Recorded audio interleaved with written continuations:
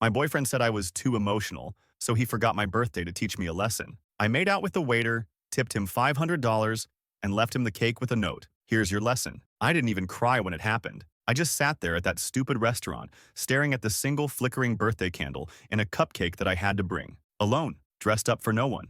Phone silent. Because he didn't show. You ever hit that point where anger doesn't even feel like fire anymore? It just settles into your bones like cement. That was me. Cold. Heavy. Still, I'm 26.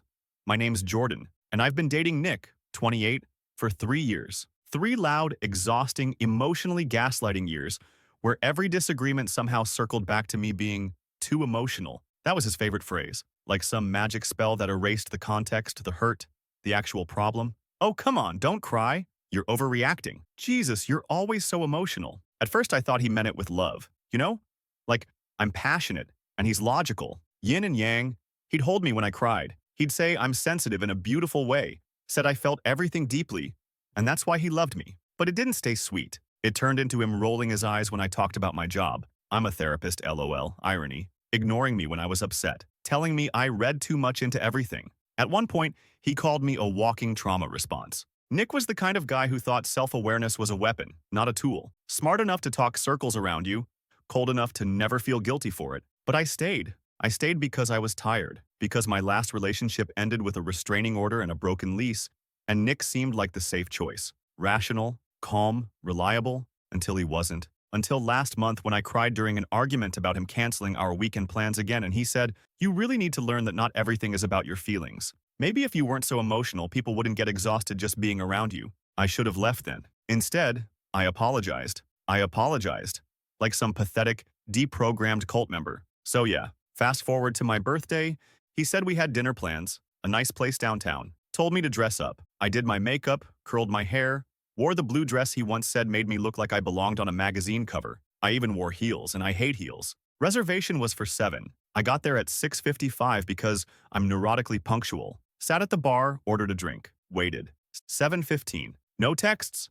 7:30. Nothing. At 7:45, I finally texted him, "Hey, you okay? I'm at the restaurant." The message went green. I stared at that stupid iMessage bubble for another 15 minutes before it hit me. He wasn't coming. Not because he forgot. Because this was the plan. He wanted me to sit there like a sad little punchline to a joke only he was in on. Because I was too emotional. That's when I knew something inside me had snapped. Not a big dramatic break. Just a clean little click, like a switch flipping. And I was done. Done explaining myself. Done crying in restaurant bathrooms. Done being trained like a dog. Sit, stay, don't feel too much. And that's when I saw him. The waiter. Dark hair, sleeve tattoos, jawline sharp enough to slice steak. But what hit me was his kindness. The way he looked at me like I wasn't a burden. He brought over a complimentary cupcake with a candle, said the hostess told him it was my birthday. Then he smiled and said, "Whoever stood you up is a moron." I looked at him, really looked. And for the first time in years, I let my anger speak without apology. I leaned in, kissed him, soft but deliberate, and whispered, "Want to be part of something messy and petty and beautiful?" He grinned. Always. I left him a $500 tip and the cupcake, but not before writing 6 words on the plate in lipstick. "Here's your lesson. Happy birthday to me." He'll never forget it. And I'm just getting started. Let me back up and tell you who Nick really was, because people like him don't show you their full face until they think you're too broken to leave. Nick, 28, was the kind of boyfriend that your mom likes but your gut doesn't. On paper, perfect. Works in tech, keeps his apartment spotless, reads nonfiction for fun, never raises his voice. Our friends would always say, "He's such a calming presence." Yeah, like a sedative. But he didn't love me. He managed me. It was subtle at first. Little digs dressed up as concern. "You're so sensitive, I just meant it as a joke. You need to learn how to let things go. You can't cry every time something doesn't go your way." Every emotion I had was an inconvenience to him, even happy ones. If I got excited about something, like a new client breakthrough or finding the perfect thrifted jacket, he'd smile politely, nod, then go back to scrolling on his phone. But the worst was when I was sad, or scared, or anxious. He'd act like I was contagious, like my feelings were a leak in the boat and he was just trying to patch it with duct tape made of detachment. Last fall, I lost a patient, a teen client, suicide. I came home sobbing, and you know what he said? "Well, maybe if it affects you this much, you're in the wrong profession." That broke something in me. But I stayed. Because sometimes the abuse isn't loud. It's slow. A dripping faucet, not a busted pipe. By the time you notice, your whole floor's warped. He started teaching me lessons about my emotions like I was a disobedient student. If I cried, he'd go silent for hours. If I got frustrated, he'd say I was embarrassing him. If I asked for more affection, he'd sleep on the couch. The birthday snub? That wasn't an accident. It was a test. 2 weeks before, I got upset because he bailed on meeting my parents for the third time. When I confronted him about it, I cried. Not a breakdown, just a few tears. He stared at me with that cold, controlled look and said, "This is exactly what I mean. You can't even talk like an adult without turning on the waterworks." Then he said it. "Maybe if you learned not to be so emotional, people wouldn't feel like they're constantly walking on eggshells around you." I remember just standing there, mouth open, like he'd ripped my skin off in one sentence. And then, he added, "You'll see. One day, you'll thank me." I didn't get it then, but when he left me waiting on my birthday, all dressed up and humiliated in public, I realized this was the lesson. He wanted me to feel small, to be embarrassed, to think maybe he was right and I should stop feeling so much. He underestimated just how much I felt in that moment. Because what I felt wasn't shame. It wasn't even heartbreak. It was rage, clarity, power, and when I kissed that waiter and walked out without flinching, it wasn't just petty revenge.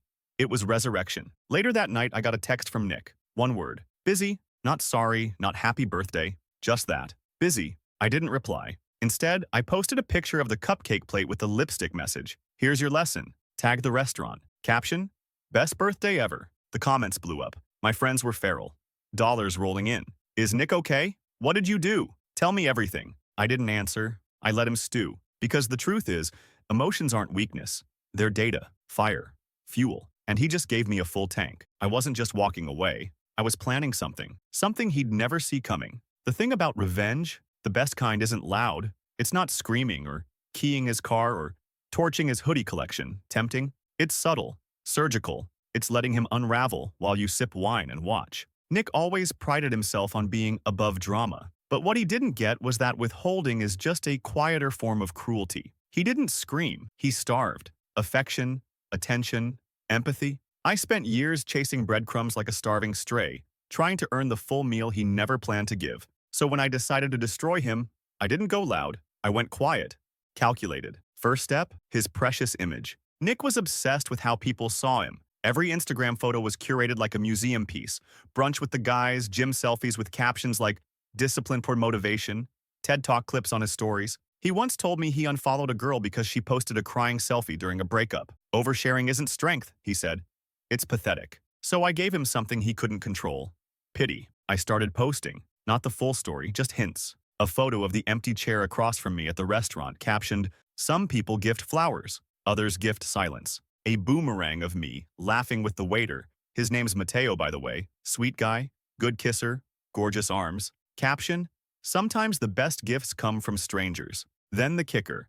A carousel post of me holding a wine glass, lipstick slightly smudged, the cupcake plate in focus, with the words, "Here's your lesson," scrawled in red. I didn't tag Nick. Didn't have to. Mutuals started texting me like wildfire. His friends, his co-workers, even his mom, who'd always low-key blame me for Nick's emotional fatigue. She DM'd me a thumbs up emoji. A thumbs up. 2 days later, Nick finally cracked. He called at midnight. Classic narcissist move. Wait until you think they're asleep so they're disoriented and soft. I let it ring. Then he texted, "I'm guessing that post was about me. Real mature, Jordan." I waited 10 minutes, then replied, "Oh no, I forgot your birthday too, didn't I?" Silence. Then another, "Look, I was trying to teach you something. You never listen when I talk. You react. I thought maybe if I showed you how it felt to be on the other side." I didn't even finish reading. Deleted the thread. You want to teach someone a lesson? Great. Just don't get mad when they become the student who surpasses you. But here's where things got delicious. Mateo, the waiter, is friends with a bartender at a place Nick frequents. Guess who walked in the next week and had to sit across from the guy I made out with while his ego bled out in public? Guess who found out Mateo screenshotted my lipstick message and made it his lock screen? Guess who left the bar after 5 minutes? Red-faced and silent. Nick. He wasn't busy that night. He was breaking. But this wasn't the peak. Oh no. This was just foreplay. Because I'd been holding on to something. A little piece of information Nick didn't think I'd use. Something career-ruining. Public, personal, and I was done being emotional. I was ready to be efficient. Nick had a secret. Well, had is the key word here. Past tense. Because I made sure it didn't stay buried. See, Mr. Stoic Logic had a little side hustle. A private Reddit account. One of those throwaways he thought couldn't be traced. He used it to post on forums like r slash men's rights, and r slash dead bedrooms under the username dataoverdrama87. Real subtle, huh? How did I find it? He used the same screen name once to review a pair of headphones on Amazon. I remembered it because I teased him about it. Why does your username sound like a failed EDM producer? I joked. He rolled his eyes and said, it's my logic handle. His logic handle. Fast forward a year. One random night I couldn't sleep, I remembered it. Plugged it into Reddit out of curiosity, just to see. And holy hell, there were dozens of posts, some about me, not by name. But it was obvious. He complained about his emotionally erratic girlfriend who cried too much, made everything about her, and used manipulative vulnerability to get attention. He wrote things like, I've started giving her the silent treatment on purpose when she gets too emotional. It's the only way she learns. And this one, sometimes I cancel plans just to see if she spirals. Spoiler, she always does. I didn't even cry reading it. I screenshotted every post, archived the whole account. Then I waited, not out of mercy, out of strategy. Because here's the part Nick never thought I'd do, share it. But I didn't just upload the screenshots like a scorched earth X. That's too easy. No, I wrote an article. Anonymous, first person, medium post. Titled, I found out my boyfriend was emotionally experimenting on me. Here's what he called lessons. I told the story. Carefully. I included the Reddit posts. Anonymized, but clear. I blurred the username just enough that anyone who knew him would still recognize it. The post blew up. Twitter got it. Instagram stories. TikTok therapists doing dramatic readings of his quotes. People were furious. Comments full of women saying, this is why we don't trust calm men, and he's a walking DSM entry. My DMs were flooded. Therapists, writers, even one woman who recognized the username because she'd dated him years ago. Apparently, I wasn't the first lesson. Nick went radio silent for a week. Until last night, he showed up at my apartment, unannounced, pounding on the door yelling my name. Jordan, you have to fix this. You ruined my life. My neighbor called security. I stood behind the peephole, shaking, watching this man unravel in real time. Shirt wrinkled, eyes wild, hair all over the place. He looked emotional. That was the night he went from controlling to unstable. And I knew then I wasn't safe, not just emotionally. Physically, I called a lawyer, then I called Mateo, and that's where things are heading. Because I'm not just taking back my voice, I'm taking back my power. Update 1. Okay, first of all, the response to my last post has been insane. I didn't expect it to blow up like this, but here we are. 47,000 upvotes, dozens of DMs, some unhinged, some kind of sweet, and one very funny message from someone who said, girl, your ex is a walking TED Talk on psychological warfare. Accurate. Let me answer the two most common things I got. Yes, I'm safe. Security escorted Nick off the property and I filed a police report the next day. I also spoke with a lawyer, shout out to Lindsay in the comments who linked me a legal clinic, and we're looking into a restraining order since he's now shown up twice in person, plus tried to log into my email, caught the alert. So, yeah, he's spiraling. Yes, Mateo is real. And no, I didn't just use him for revenge. We've been texting every day. We had coffee. He brought me homemade empanadas. He also asked before touching me the next time we kissed, like an actual adult who respects boundaries. I didn't know men like this existed. Now, on to the real reason I'm updating. Nick didn't just lose control. He went nuclear. He messaged my workplace. He tried to say I was unprofessional, weaponizing my emotions to create false narratives, and even accused me of breaching client confidentiality because I'm a therapist and I mentioned my job in my post. All lies.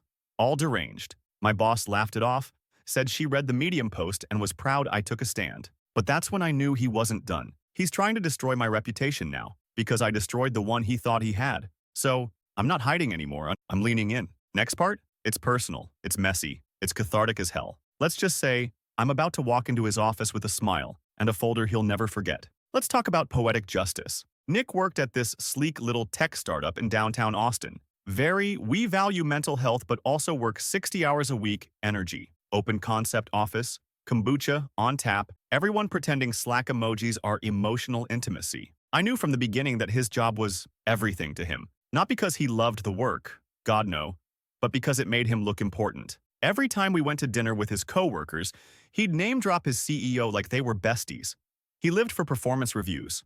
Once got emotional, ironically, because someone called him a thought leader during a team offsite. So yeah, that job, his entire fragile identity was built on it, and I was about to pull the first thread. See, I wasn't planning on going nuclear. I really wasn't. But when he tried to mess with my job, my clients, that's when my hands started shaking. Not with fear, but with focus. So I gathered everything. Screenshots of his Reddit posts, my archived texts with him, especially the one where he literally admitted to testing me emotionally. His attempted email login alert, a copy of the police report from when he showed up at my apartment, and I printed them. Not emailed. Printed, in color, stapled, labeled. Then I showed up at his office. Not alone. Mateo came with me. Not for protection, I didn't need it. For moral support. Because nothing screams power like walking into your ex's workplace with a man who looks like a Marvel side character and calls you Mi Reina. Receptionist gave me the usual, "Do you have an appointment?" tone. I smiled and said, "Tell Nick his girlfriend brought the emotional data he wanted." 5 minutes later, he walked out of the elevator. And his face? Oh my god. That face.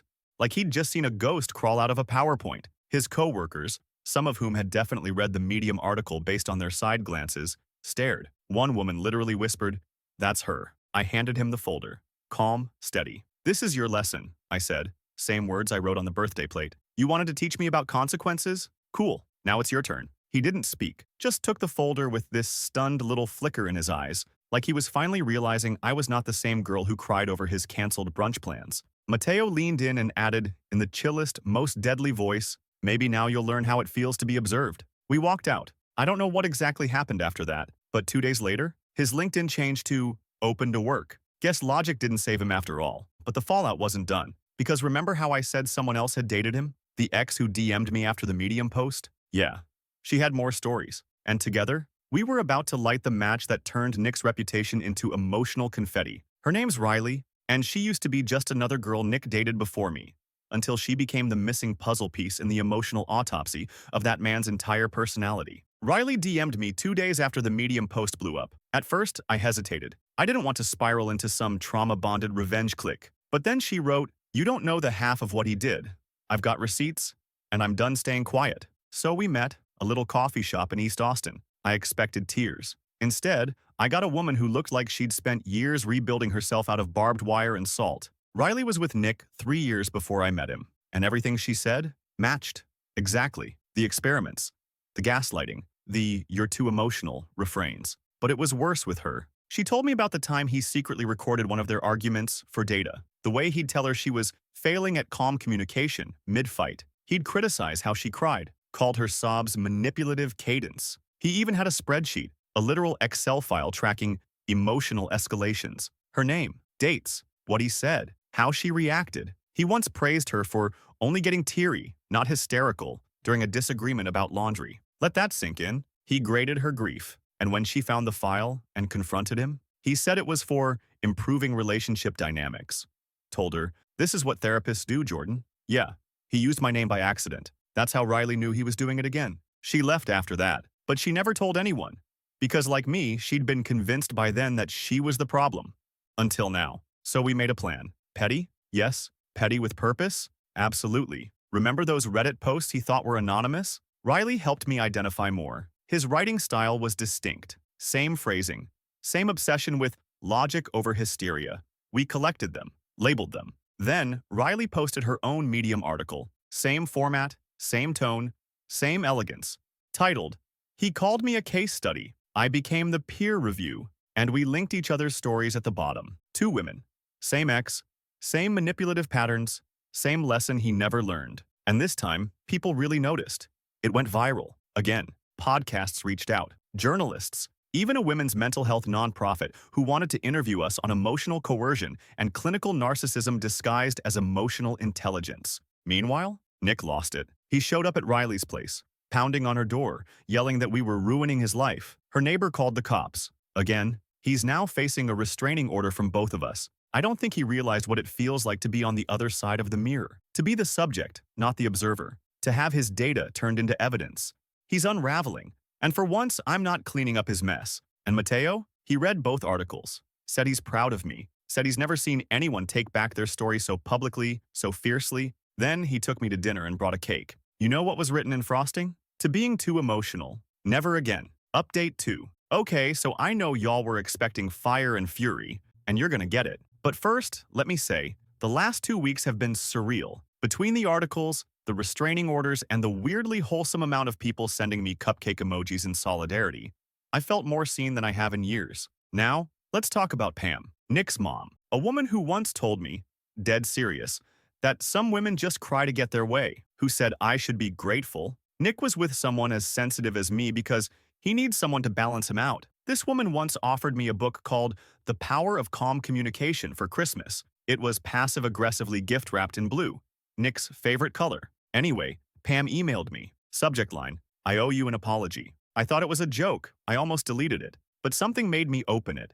And y'all, it was 3 paragraphs of her basically confessing that she'd raised the monster. She said Nick's father was emotionally avoidant and that she'd enabled her son's behavior for years under the excuse of, he's just private. She read both articles, and she believed every word. She wrote, I've spent years telling myself he's just misunderstood, but now I realize he learned to manipulate women by watching me make excuses for his father. She ended it with, I know it won't undo the damage, but if you ever want to talk, I'll listen. No judgment, no defense, just accountability. And honestly, I cried, not out of pain, out of relief, because it felt like the cycle was finally cracking open. No, I don't trust her yet, but damn if that didn't feel like justice in its own small way. Nick, last I heard, he deleted his socials. Mateo and I are still talking, taking it slow but real. I'm in therapy again, the good kind. And Riley's starting a blog for women recovering from covert abuse with guest stories and resources. This wasn't just revenge, this was a resurrection. And I'm not done writing, not by a long shot. Final chapter soon, because you better believe I've still got the original birthday cake box, and what I did with it will haunt Nick forever. I kept the cake box. From that night, my birthday, the one he forgot on purpose, the one I sat through in a dress that still smelled like lavender setting spray and disappointment. I don't know why I didn't toss it. Maybe part of me knew this story wasn't over. After the medium pieces, after the job loss, after the restraining orders and his own mother's apology, I thought I was done. But trauma doesn't just leave because the villain exit stage left. It lingers. You find it in quiet moments. The way you flinch when a message pops up, the way you second-guess a laugh, a compliment, a quiet room. Mateo asked me if I wanted to burn the cake box. I said no. I had one last move, one last message, so I filled it. Not with a cake. That would have been too kind. I printed every single comment from the Medium posts, anonymized, but real. The women who said, this happened to me. The men who said, I used to be like this and I've changed. The ones who saw themselves in my story and decided to feel something instead of suppress it. Then I added one more thing, a photo. Me, in that same blue dress, smiling, at peace. I slid everything into the box, taped it shut, wrote his name on the top in red Sharpie, just like the lipstick on that birthday plate. Then I mailed it. No return address, just a sticky note on top that said, emotions are power. Here's your proof. I sent it to his parents' house. You want to manipulate feelings like they're variables in a code? Cool. Let's make it public. Let your family see. Let them hold the weight of your logic. I'll never know exactly what happened when he opened it, but Riley told me she got a text from his sister. All it said was, he cried. Nick cried. Not out of guilt, probably, maybe not even remorse. But for the first time, the emotional sword he used on others cut him back, and I hope he felt it. Meanwhile, I'm rebuilding. Slowly. I switched therapy styles, started dance classes again. Mateo took me to a spoken word event last week, and I read a piece aloud. First time I've spoken in front of strangers in years. You know what I ended it with? Call me too emotional one more time. Watch me turn it into poetry you'll choke on. This isn't a comeback story. It's a reclamation. One cake, one kiss, one truth at a time. So here we are. Full circle. I started this story sitting in a restaurant alone on my birthday, staring into the pit of a candle that flickered for no one. And I'm ending it here. On my porch, wrapped in a hoodie that smells like safety, watching the sunset with Mateo's hand tangled in mine, and thinking, God, I almost let him convince me I was too much. Too emotional, too sensitive, too real. Let me tell you what too emotional looks like now. It looks like me laughing so hard I nearly spill wine on my couch while watching bad rom-coms with Riley, who's now one of my best friends. It looks like letting Mateo see me cry, like ugly, snotty cry, when I read him the email my estranged dad sent after finding my article through a coworker. He said, I wish I'd known how much you were carrying. It looks like emotion becoming a bridge instead of a leash. I won't pretend the scars are gone. Sometimes I still hear Nick's voice when I start to tear up, still flinch at the idea that feeling deeply could be wrong. But then I remember the girl who walked out of that restaurant with a cupcake, $500 less in her bank account, and every ounce of power returned to her hands. I didn't destroy Nick, I revealed him. The world did the rest. And me, I rebuilt. Mateo just brought out a cake. It's ridiculous. Heart-shaped, pink frosting, gold sprinkles, topped with a single candle. I laughed. It's not even my birthday. He grinned and said, you don't need an occasion to celebrate your damn self. So I lit it. And for the first time in years, I made a wish without fear. Because this time, the candle flickers for me, only me, and that will always be enough.